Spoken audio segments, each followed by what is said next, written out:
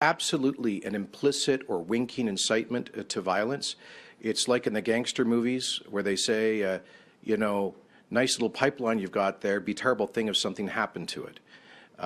This is totally irresponsible on the part of David Suzuki. And let me point out a track record of outrageous comments from him that for anybody else would have had him canceled.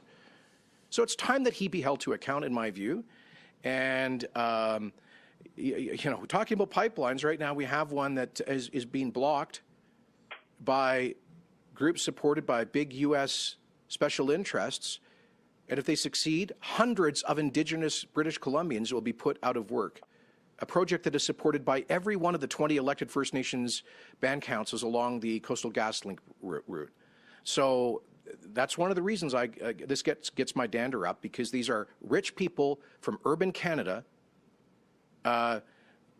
inflicting their fashionable political opinions on often people living in poverty in First Nations communities that just want a shot at a decent living. I think it creates an opinion environment which could be seen as normalizing or providing an apology for a rationalization for violence. I think it creates a context that some people could use to rationalize violence. And that's why it's so dangerous.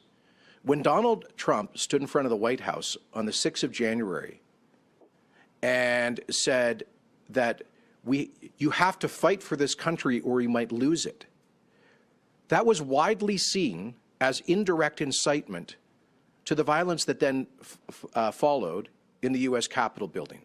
How is this any different? Like I say, he's basically saying, nice little pipeline you got there would be a terrible thing if something happened to it.